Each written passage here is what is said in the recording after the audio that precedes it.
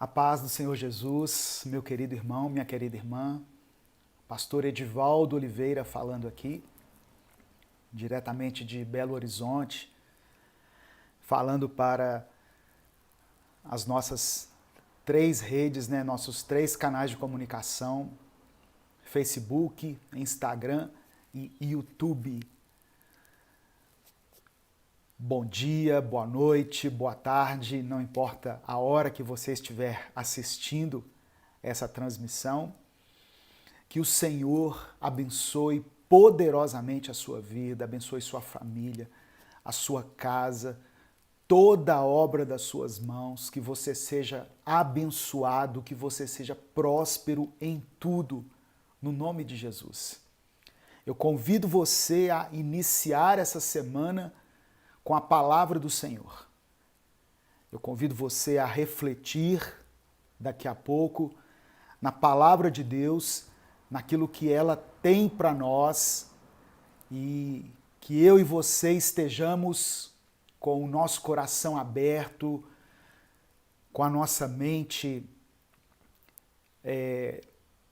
ensinável para recebermos tudo aquilo que Deus tem para nós. Amém? No nome de Jesus.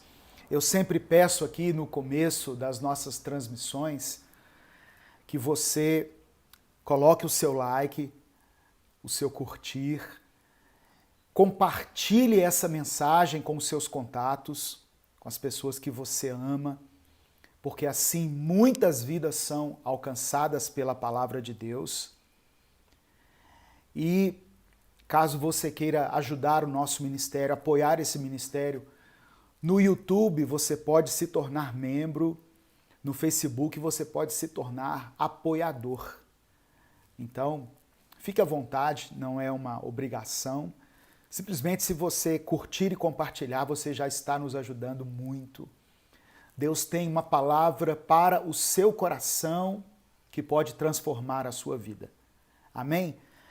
Eu peço que você coloque nos comentários o seu nome, o lugar de onde você está falando e o seu pedido de oração, caso você queira colocar um pedido de oração aí.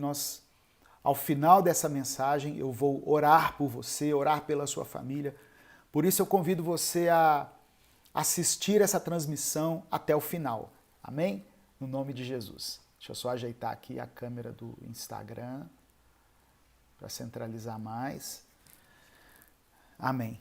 Esse tanto de fio aqui, esse tanto de fio ligado aqui, de microfones, é porque tem um microfone para cada rede, para que o som, principalmente, chegue com qualidade aí para você. Talvez a imagem não chegue aí nessa potência toda, mas o som, nós fazemos de tudo para que ele chegue com qualidade. A fé vem pelo ouvir e não pelo ver, né? Então, eu oro para que essa mensagem chegue até você de uma forma, com uma qualidade de som excelente, para que ela alcance realmente o seu coração e transforme a sua vida, no nome de Jesus. Muitas pessoas já colocando ali o lugar de onde estão falando, o seu nome, o seu pedido de oração. Irmãos, eu quero hoje compartilhar a palavra de Deus com você, uma palavra que o Senhor falou comigo. A semana toda eu tenho meditado nessa palavra, portanto eu vou mencionar aqui alguns versículos. Se você gosta de anotar, pegue aí uma caneta, um papel, um caderno para você anotar esses versículos. Mas a mensagem fica gravada e depois você pode voltar, você pode assistir com calma.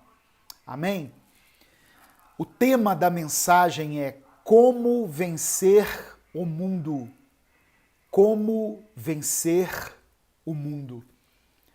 Eu quero ler inicialmente Evangelho de João, capítulo 16, versículo 33. João, capítulo 16, verso 33, que está escrito assim: Eu lhes disse essas coisas, isso é Jesus está dizendo, eu lhes disse essas coisas para que em mim vocês tenham paz. neste mundo vocês terão aflições. Contudo, tenham ânimo, eu venci o mundo. No mundo vocês terão aflições, mas tenham bom ânimo, eu venci o mundo.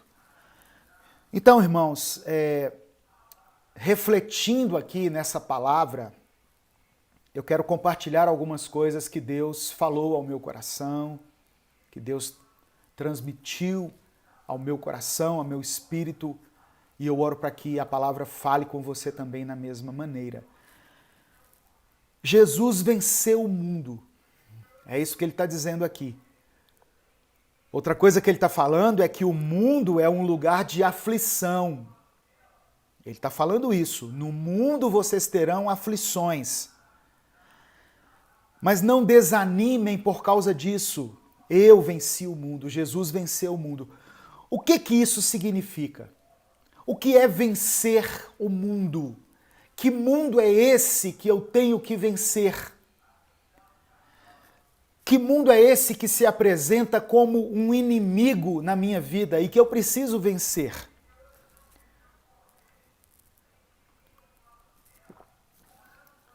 Quando eu me converti, há 25 anos atrás, eu me converti numa igreja batista, junto com a minha esposa. Era muito natural, era muito comum que, quando algum costume secular chegava na igreja, algum costume cultural, por exemplo, chegava na igreja, os irmãos diziam que a igreja estava sendo influenciada pelo mundo. Por exemplo, quando as pessoas criaram, os jovens da igreja criaram um grupo de dança para se apresentar durante o culto, enquanto era ministrado o louvor. Para algumas pessoas mais tradicionais, aquilo ali era o mundo entrando na igreja. Jovens dançando ali na frente, geralmente as irmãs, dançando ali durante o louvor. Para algumas pessoas aquilo era o mundo entrando na igreja. Isso aconteceu também quando a bateria chegou na igreja, ou a guitarra. Quando esses instrumentos passaram a fazer parte do louvor da igreja, para muitas pessoas diziam assim: o mundo está chegando, o mundo está dominando a igreja. Quando a televisão se tornou popular nos lares, todas as casas, a partir de uma determinada década, tinham uma televisão. E aí, na visão das pessoas, dos cristãos da época, era o mundo entrando na família. Quando, por exemplo, uma mulher vestia calça comprida, era o mundo, isso aí era o mundo. E aí as pessoas falam: Jesus venceu o mundo, Jesus venceu essas coisas. Eu me lembro que nenhum pregador podia subir no púlpito se não estivesse de gravata. E aí, quando alguma igreja inovava nesse sentido, quando alguém ia pregar, por exemplo, de blusa polo, igual eu estou aqui, de camisa polo, porque hoje está um dia muito quente, aí dizia assim: olha, o mundo está chegando, o mundo está vencendo a igreja, o mundo está dominando a igreja. E as igrejas que não se preocupavam com essas coisas, eles diziam que elas estavam se rendendo ao mundo. Os irmãos, por exemplo, não podiam jogar futebol. Aquilo era condenado pelos pastores. Você se lembra de alguma coisa assim nesse sentido? Alguma coisa que a igreja proibia porque achava que era o mundo, que era uma influência do mundo? Se você lembrar, coloque aí nos comentários. Me ajude aqui a compor essa reflexão. Coloque aí nos comentários, muitas pessoas vão ler depois o seu comentário. A irmã Sandra está dizendo aqui, era desse jeito, e exatamente era assim mesmo. O conceito de mundo que nós deveríamos vencer estava muito mais relacionado a uma aparência externa que nós deveríamos passar para as pessoas do que algo interior que nós estivéssemos sentindo, de um pecado que estivesse realmente dominando a nossa mente, as nossas atitudes. O conceito de mundo estava muito ligado à aparência que nós deveríamos transmitir para as pessoas.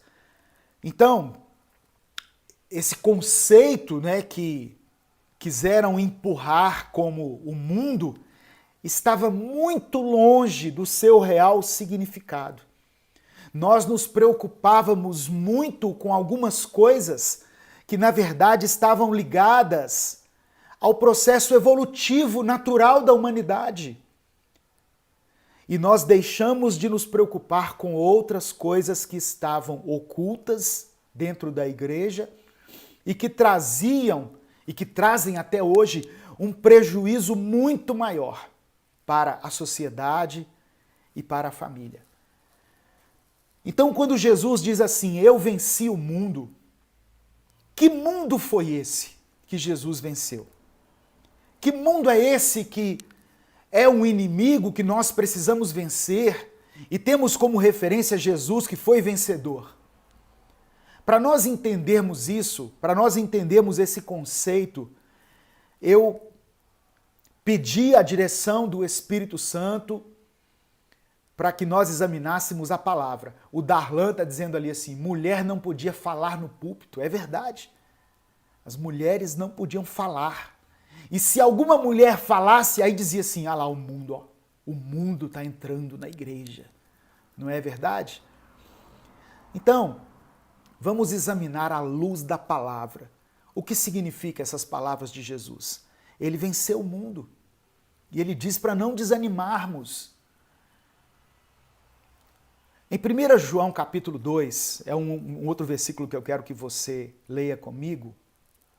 1 João capítulo 2, do verso 15 ao verso 17. Diz assim, olha, não ameis o mundo, nem o que no mundo há. Se alguém ama o mundo, o amor do Pai não está nele. Olha aqui, outra informação importante, nós não devemos amar o mundo. Que mundo, pastor, é esse? Verso 16, porque tudo o que há no mundo, a concupiscência da carne, a concupiscência dos olhos e a soberba da vida. Opa, aqui já me dá uma luz aqui, olha, fala de 3 coisas. A concupiscência da carne, a concupiscência dos olhos e a soberba da vida não é do Pai, mas do mundo. E o mundo passa e a sua concupiscência, mas aquele que faz a vontade de Deus permanece para sempre. Eu vou ler aqui numa outra versão, na NVI, que diz assim, olha, que ela substitui essa palavra concupiscência por outra, para que nós possamos aprofundar no entendimento dessa passagem. É importante nós entendermos isso. Olha só, a mesma passagem, 1 João capítulo 2, do verso 15 ao verso 17. Não amem o mundo, nem o que há nele. Se alguém amar o mundo, o amor do Pai não está nele. Pois tudo o que há no mundo, a cobiça da carne, a cobiça dos olhos e a ostentação dos bens não provém do Pai, mas do mundo. O mundo e a sua cobiça passam, mas aquele que faz a vontade de Deus permanece para sempre. Então, essa concupiscência aqui, ela significa cobiça. Concupiscência da carne, o desejo de seguir o seu próprio caminho. 3 coisas que fala só, que caracterizam o mundo, esse mundo que eu preciso vencer. A concupiscência da carne, que é o desejo de seguir o seu próprio caminho. Existe um caminho de santidade, um caminho estabelecido por Deus para que nós caminhemos nele, para que nós andemos nele, que é um caminho que nos chama a nos afastarmos do pecado, a andarmos segundo os princípios de Deus, mas o mundo quer nos arrastar para aquilo que é chamado de concupiscência da carne, que é o desejo de seguirmos o nosso próprio caminho. É quando a pessoa fala assim, eu não tô nem aí para nada não, quem cuida da minha vida sou eu e quem faz as minhas escolhas sou eu e eu que vou pagar as consequências, então não tô nem aí. É a concupiscência da carne. A pessoa que fecha os olhos para a palavra de Deus, para os ensinamentos de Deus, para os mandamentos de Deus e quer agir segundo a sua própria vontade. Ela faz aquilo que der na telha, sabe? Ela cede a qualquer desejo carnal que vier na mente dela. Eu tenho vontade de fazer isso, ela vai lá e faz. Ela não quer saber o que a palavra de Deus diz a respeito. Então isso é a concupiscência da carne. É uma das características do mundo que eu preciso vencer. A segunda coisa fala assim, a concupiscência dos olhos. O que é isso? O desejo de querer tudo para si. Eu vou falar mais sobre essas coisas. Mas de uma forma resumida, concupiscência da carne, o desejo de seguir o seu próprio caminho. Concupiscência dos olhos, o desejo de querer tudo para si. E a soberba da vida é achar que é mais importante do que as outras pessoas. É se achar maior ou melhor do que as outras pessoas. Eu vou falar mais especificamente sobre essas três coisas. Mas eu quero deixar claro aqui para que nós caminhemos nesse entendimento, desse estudo aqui, que o mundo que Jesus diz que venceu não tem nada a ver com usos e costumes que nós combatemos a vida inteira como igreja e que muitas pessoas ainda combatem, mas sim com a concupiscência da carne, com a concupiscência dos olhos e a soberba da vida. A concupiscência da carne é o apetite pelas satisfações das paixões carnais. Ou melhor, o apetite pela satisfação das paixões carnais. O apetite, ele não é pecado. O apetite físico, ele não é pecado. Deus nos deu apetite. Por exemplo, para a comida, para o sono, para o sexo. Essas coisas são boas. E Deus, ele pode santificar essas coisas em nós. Por exemplo, a comida. A comida, ou melhor, o apetite para a comida, ele pode ser santificado e se tornar motivo de gratidão a Deus. Se você tem apetite, glorifique a Deus. Se chega um determinado momento e te dá fome, louve a Deus por isso. Porque um dos principais sintomas da pessoa que está doente é a perda do apetite. Não é verdade? Então, quando você tem fome, é um bom sinal, é sinal que as coisas estão funcionando aí dentro. Então, essa é a razão de nós darmos graças a Deus antes de comer. Não é só porque Deus nos deu o alimento, mas é porque Deus também nos deu o apetite. Tem pessoas que têm alimento em fartura, mas não têm apetite. Queriam ter apetite.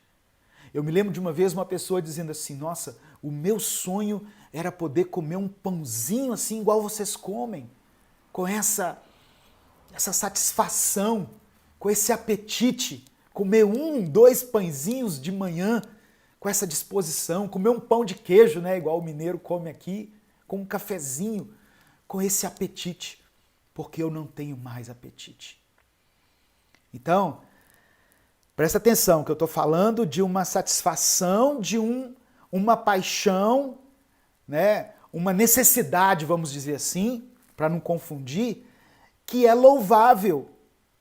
Só que Satanás, ele pode degradar esse apetite e fazer com que isso se torne gula.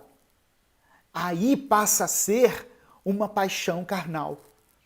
A pessoa que come com os olhos, que come mais do que o necessário, né? E crente, cristão, come pra caramba, não é verdade? Come muito. Eles costumam dizer que crente não bebe, mas come, que é uma beleza. E ninguém não está nem aí para isso. Mas o comer em excesso é gula, é pecado. Então nós temos que ter autocontrole nessa área, porque o comer em excesso faz mal para a nossa saúde. Irmãos, isso é palavra de Deus. Eu não estou inventando nada aqui. A palavra de Deus diz que comer em excesso é pecado, é algo que Deus reprova, é gula. Quando o povo estava no deserto, que Deus mandou o maná era recolhido para cada família, segundo a necessidade, né, para aquele dia. Não poderia nem guardar para o dia seguinte. E as pessoas comiam, se satisfaziam e ponto final. Não poderia guardar. Talvez Deus estava dando uma lição ali de que nós, em relação à comida, devemos consumir somente aquilo que é necessário. Então eu aproveito essa abertura aqui para falar sobre a sua alimentação. O seu corpo é fruto daquilo que você come. O seu corpo é templo do Espírito Santo. Talvez você coma de uma forma totalmente errada. Talvez você coma em excesso. Ou talvez você coma somente porcaria. Muita gordura, muito refrigerante. Ao invés de consumir água, de consumir coisas saudáveis, frutas, verduras, diminui um pouco os alimentos industrializados que você tem comido. Olha para onde que Deus está nos levando aqui, irmãos. O tema da mensagem é como vencer o mundo. Ah, pastor, achei que isso ia falar das coisas que estão chegando na igreja aí, né, que está desviando as pessoas. Pois é, uma das coisas é isso. Mas que entram de uma forma sutil na nossa vida. Isso aqui é água, tá? É água. Nada melhor para hidratar o corpo do que água. Então, esses apetites, outro apetite aqui é o sono. Quem tem sono deve glorificar a Deus por isso. É necessário que você glorifique a Deus pelo sono. Chega uma determinada hora do dia que você tem sono, aleluia! Quem consegue dormir aí sem remédio, louvado seja Deus. Só que aí Satanás pega esse apetite, que é o sono, e transforma ele em preguiça. Aí ele já está nos levando para o pecado. Quantas pessoas ficam na cama ao invés de levantar e agir? Quantas pessoas deixam que a preguiça domine a mente dele, o corpo dele? Estamos falando da palavra de Deus. A palavra de Deus condena a preguiça. Vá ter com as formigas, ó preguiçoso. Elas não têm líder, não têm chefe, mesmo assim elas sabem que devem trabalhar, elas sabem aquilo que devem fazer. Então, irmãos, tem coisas na nossa vida que elas vão entrando de uma forma sutil. Elas não estão escancaradas como as coisas que nós costumamos combater e identificar como o mundo, né? A roupa, a música, o corte de cabelo, uma tatuagem, pode ou não, mas outras coisas estão entrando de uma forma sutil na nossa vida e vão nos afastando de Deus. O sono é bênção. Você tem sono, dá de noite aí, o sol se põe, você começa a dar sono. Louvado seja Deus, agradeça a Deus pelo sono. É um bom sinal de que a sua mente está normal, de que está tudo funcionando. E não ignore o sono não, viu? Não ignore o sono. Uma das piores coisas é uma noite de sono mal dormida, não é verdade? Outra coisa que é um apetite que Deus colocou em nós é o sexo. A satisfação do apetite sexual dentro dos limites do casamento pode e deve ser santificada por Deus como a expressão de um dom precioso que Deus colocou em nós. E quando nós usamos de maneira correta, glorifica a Deus. Tanto que o ato sexual é a maneira como Deus estabeleceu para que seja perpetuada a raça humana. Através do ato sexual, uma criança é concebida. Não tem nada mais sagrado do que isso, irmãos. Mas durante muitos anos nós ficamos falando assim, olha, Deus criou o homem e o diabo criou o sexo. Nós alimentamos essa ideia, mas não, quem criou o sexo foi Deus. O sexo foi criado por Deus. E quando é feito dentro dos limites do casamento, é uma bênção na nossa vida. Então, se você tem desejo sexual, glorifique a Deus por isso. E dentro do seu casamento, satisfaça esse desejo. Satisfaça o seu desejo, o do seu cônjuge. Isso é bênção aos olhos de Deus. Mas como o mundo deturpa essas coisas? E até no meio da igreja, muitos crentes começam a seguir o padrão do mundo. Pessoas que querem praticar o sexo livre, né, que de livre não tem nada porque escraviza as pessoas, que querem praticar o sexo fora do casamento, fora de uma relação conjugal, aí é o mundo deturpando um apetite que foi colocado por Deus em nós.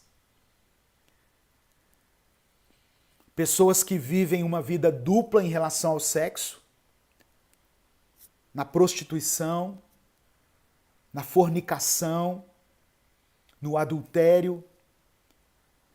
Então, o grande Deus, com D minúsculo, desse século é o Deus do sexo. E esse sexo aí, que é pregado fora dos padrões bíblicos, ele em nada glorifica a Deus. E ele resulta em tragédia, em destruição de famílias. Amém? Então nós estamos falando de como vencer o mundo. Primeiro eu estou identificando que inimigos são esses que estão no mundo que eu preciso vencer. A seguir, a palavra fala da concupiscência dos olhos. O que é isso? É o desejo incontrolável que leva a pessoa a querer possuir tudo que é atraente a ela.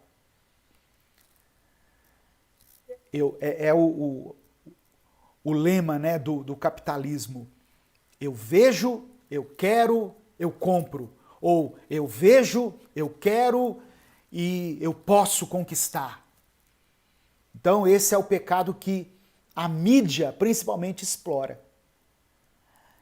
Qual que é a função do marketing hoje? Apresentar a você algo que você vai criar na sua mente a necessidade de possuir aquela coisa. Talvez você nem precisa, mas a propaganda, o marketing, a mídia é tão forte nesse sentido que cria em você um desejo de algo que você nem sabia que existia. Então, a concupiscência dos olhos é o desejo em possuir aquilo que é atraente segundo os meus sentidos físicos. Aí eu coloquei alguns exemplos aqui, nesse estudo que eu estou apresentando. Em Gênesis capítulo 3, quando Satanás quis que Adão e Eva desobedecessem a Deus, ele fez isso através do sentido da visão. Satanás mostrou o fruto para Eva. A palavra diz assim, olha, vendo a mulher que a árvore era boa para se comer, vendo, ela viu o fruto. A gente fala maçã, mas ninguém sabe que fruto que era não, viu? Pode ser um abacaxi, uma pera, uma uva, qualquer coisa. Mas o que é importante notarmos aqui é que aquilo foi visto. A queda se deu inicialmente pelo sentido da visão. Era agradável aos olhos. Foi assim que o pecado entrou no mundo. Em Josué capítulo 7, no verso 20 e 21,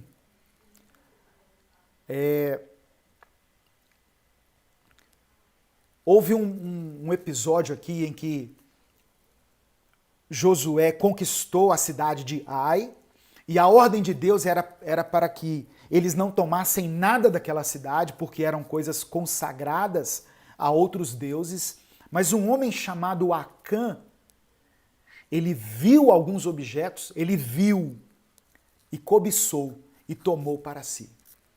E escondeu aqueles objetos dentro da cabana dele. E aí a próxima batalha que Israel deveria vencer, que era essa aí da cidade de Ai, ela não venceu, porque havia pecado oculto, um pecado gerado pela visão. Quando Davi caiu em adultério, antes do ato em si, ele viu a mulher tomando banho. Então, a concupiscência dos olhos é aquilo que muitas vezes é colocado diante de nós, que gera dentro de nós um desejo de possuir aquilo. E geralmente algo que não pertence a nós. Algo que não pertence a nós. Por isso Paulo escreveu aos Coríntios, né? Aquele, pois, que pensa estar de pé, cuide para que não caia. Davi era rei, Davi estava em um bom momento da sua vida, mas por causa do seu olhar, da cobiça dos olhos, ele viu uma mulher tomando banho e a desejou para si. Provérbios capítulo 27, versículo 20 diz assim, olha, como o inferno e a perdição nunca se fartam, assim os olhos do homem nunca se satisfazem. Os olhos do homem nunca se satisfazem. A pessoa pode ter muitas coisas na vida, mas se passar algo atraente diante dos olhos dele, ele vai desviar o seu olhar. Porque os olhos do homem nunca se satisfazem. Nós estamos falando sobre como vencer o mundo. E a terceira coisa que está no mundo, da qual nós precisamos atentar, é a soberba da vida. O que é soberba? O significado de soberba é altivez, orgulho. Soberba é uma manifestação de orgulho, de pretensão. É um sentimento de superioridade que às vezes nós temos sobre as outras pessoas. E nós, que somos da Igreja de Jesus, somos soberbos, somos orgulhosos. Nós olhamos para o perdido e no nosso íntimo nós pensamos, eu estou melhor do que ele, eu sou melhor do que ele. Então, uma palavra simples aqui para definir soberba é o orgulho. É o fato do homem não aceitar que tudo que ele tem vem de Deus, que a sua dependência vem de Deus, que Deus é quem é o doador da vida, de que se nós temos algo de bom em nós, alguma habilidade, algum dom, algum talento, alguma prosperidade que alcançamos, tudo isso vem de Deus. Então, como cristãos, como crentes, nós às vezes não damos valor a essas coisas de uma forma devida. Nós queremos dizer que nós é que conquistamos as coisas, sendo que as nossas conquistas elas vêm de Deus. E nós nos preocupamos em manter essa fachada, essa aparência de conquistadores, mostrando aquilo que conquistamos, ostentando os nossos bens, tentando passar para as pessoas uma boa impressão de que está tudo bem conosco. Você já viu como que é stories de rede social? Só coisa boa. As pessoas só postam coisas boas. Parece que a vida está assim, a mil maravilhas, quando você entra na rede social. Você fala, meu Deus, que bom. Essa pessoa só tem sentimentos bons. Só tem coisa boa acontecendo na vida dela. Provérbios capítulo 16, versículo 18 diz assim: a soberba precede a ruína e a altivez do espírito precede a queda. Então, irmãos, Jesus venceu o mundo. Nós podemos vencer o mundo?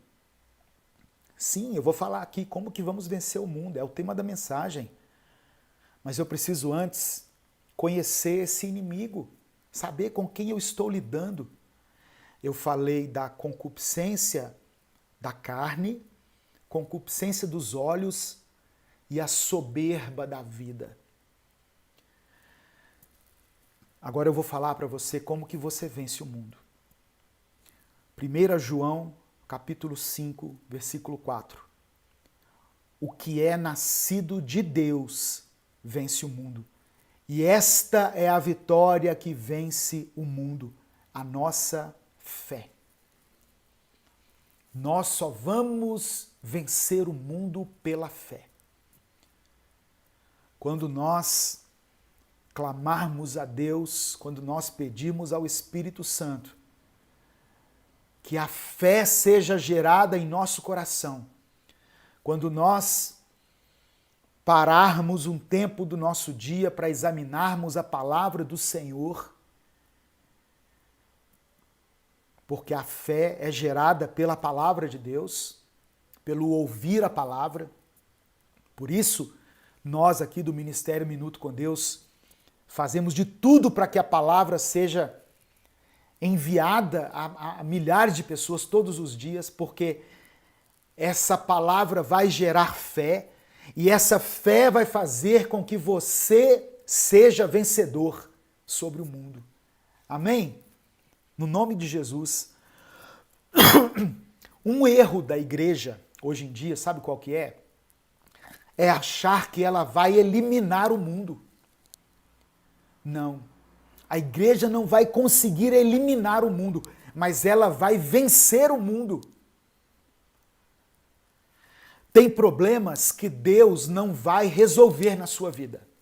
É muito duro falar isso, mas tem problemas que Deus não vai resolver na sua vida. Ao invés de eliminar o problema, Deus vai fazer com que você consiga caminhar acima desse problema. E é isso que acontece em relação ao mundo. Deus não vai nos tirar do mundo. Deus não vai levar você para um lugar onde tudo funcione direitinho para que você fique ali como se estivesse numa redoma intocável, um lugar onde não exista pecado, onde não exista as paixões carnais, onde não exista a concupiscência dos olhos, né, onde não exista a soberba da vida. Mas Deus vai fazer você caminhar acima dessas coisas. Deus vai te fazer vitorioso sobre essas coisas. Quer ver? Repare a oração de Jesus em João capítulo 17. E nós já vamos caminhando para o final. Eu quero ler com você essa oração que Jesus fez a Deus. E aqui ele fala sobre o mundo. João capítulo 17, você pode abrir. Eu vou ler do verso 11 ao verso 21. João capítulo 17, do versículo 11 ao versículo 21. Olha o que Jesus está falando para Deus. Não ficarei mais no mundo. Jesus estava partindo do mundo.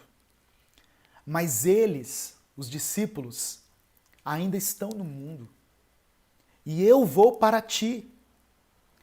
Pai Santo, protege-os em teu nome, o nome que me deste, para que sejam um, assim como somos um. Enquanto estava com eles, eu os protegi e os guardei pelo nome que me deste. Nenhum deles se perdeu, a não ser aquele que estava destinado à perdição, para que se cumprisse a Escritura. Jesus falando aqui de Judas, que foi o traidor. E o versículo 13, agora vou para ti, mas digo essas coisas enquanto ainda estou no mundo, para que eles tenham a plenitude da minha alegria.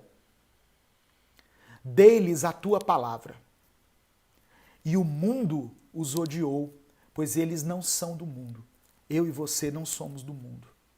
Nós estamos passando pelo mundo e vamos vencer o mundo, mas nós não somos daqui. Como também não sou, disse Jesus. Não rogo que os tire do mundo, mas que os proteja do maligno. Olha o que Jesus está dizendo para Deus: Senhor, eu não peço que o Senhor tire eles do mundo. Eu sei que o Senhor não vai fazer isso. Eu sei que o mundo não será eliminado da vida deles, mas os proteja do mal. Eles não são do mundo, como eu também não sou. Santifica-os na verdade. A tua palavra é a verdade. Assim como me enviaste ao mundo, eu os envio ao mundo. Jesus não nos tirou do mundo, pelo contrário, ele nos enviou ao mundo. Em favor deles eu me santifico, para que também eles sejam santificados em verdade. Minha oração não é apenas por eles. Eu rogo também por aqueles que crerão em mim. Olha aqui, Jesus, há mais de 2000 anos atrás, estava orando aqui por você e por mim. Ele está dizendo, eu não estou orando somente pelos discípulos aqui, por Pedro, João, Tiago, não. Eu estou orando por aqueles que futuramente vão crer em mim. Ele está falando de mim e de você. Por meio da mensagem, para que todos sejam um, para que haja unidade. Como tu está em mim e eu em ti, que eles também estejam em nós, para que o mundo creia que tu me enviaste. Então, irmãos, Jesus não eliminou o mundo. Jesus venceu o mundo. Ele passou pelo mundo sem se contaminar com o mundo. E é isso que ele proporciona a nós por meio da fé. A maneira como nós iremos vencer o mundo é pela fé. É nos alimentando com a palavra de Deus, é nos santificando, é identificando aquilo que nós realmente precisamos vencer. O mundo existe. Isso é fato.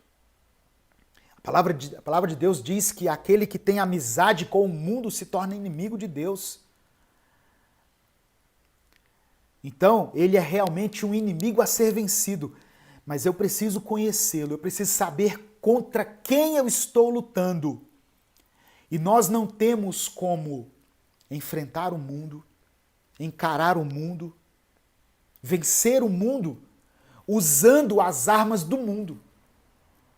Não adianta eu querer me moldar ao mundo, me conformar com o mundo, pegar a filosofia, a sabedoria do mundo para combater o próprio mundo. Eu só vou vencer o mal que há no mundo com armas espirituais. A principal delas é a fé, a oração, o Espírito Santo, a presença de Deus, a leitura da palavra. Mas quando Jesus diz, eu venci o mundo, eu preciso saber qual mundo eu preciso vencer. Porque cada pessoa tem dentro de si o seu próprio mundo que precisa ser vencido. E aí você vai olhar para dentro de você mesmo e dizer que tipo de influência tem motivado você. E que, através do Espírito Santo, você já identificou que precisa ser vencido. Eu não estou falando de cabelo, eu não estou falando de roupa, eu não estou falando de tatuagem, eu não estou falando de música. Eu estou falando do que está acontecendo dentro do seu coração, dentro da sua mente, que tem te arrastado para caminhos que não são os caminhos de Deus. Esse é o seu mundo. Esse é o mundo que precisa ser vencido por você. Mas tem de bom ânimo. Jesus venceu o mundo. Jesus venceu o mundo. Amém? Se você puder, onde você estiver, feche os seus olhos, curve a sua cabeça e vamos orar. Vamos falar com Deus. Coloque o seu pedido de oração, coloque o seu nome, o lugar de onde você está falando, caso você não tenha colocado ainda. Se inscreva no canal, compartilhe essa mensagem. Eu quero orar por você, pela sua família, para que você vença o mundo. Você vença os seus próprios inimigos, aqueles que têm se levantado para te derrubar, para te arrastar para o mal, para tirar a sua paz, para fazer com que você perca a sua salvação, para destruir a sua casa, a sua família. Nós vamos orar juntos agora, no nome de Jesus. Pai amado e querido, nós somos gratos a Ti pela Tua palavra e cremos, Senhor, que pela fé nós podemos vencer o mundo. Nós sabemos que nesse mundo nós teremos aflições, nós teremos dias maus, nós teremos grandes dificuldades, mas pela fé no Senhor nós cremos que poderemos ser vitoriosos diante do mundo.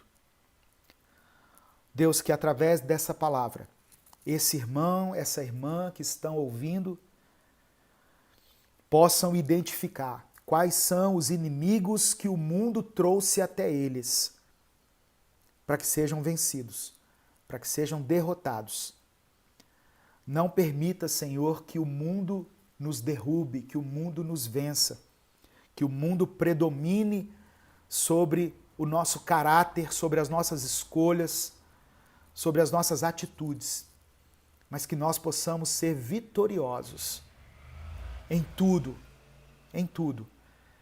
Que a nossa mente seja alimentada pela Tua palavra, que nós possamos ter dentro de nós a presença do Teu Espírito e que assim nós possamos caminhar triunfantes, mesmo diante de tanta dificuldade, diante de tantos problemas que nós sabemos que iremos enfrentar nessa vida. Visita agora essa família, visita esse irmão, essa irmã, e que eles possam receber no Espírito essa palavra e que eles possam vencer o mundo, porque sabemos que a Tua fé, colocada em nós pelo Senhor, ela nos faz mais que vencedores. Por isso nós oramos e Te agradecemos no nome de Jesus. Amém. O Senhor te abençoe e te guarde. O Senhor faça resplandecer o seu rosto sobre ti e tenha misericórdia de ti. O Senhor sobre ti estenda a tua face e te dê a paz. Que Deus te abençoe. Uma semana de bênção, de vitória para você, para sua família, para toda a sua casa aí, no nome de Jesus. Amém.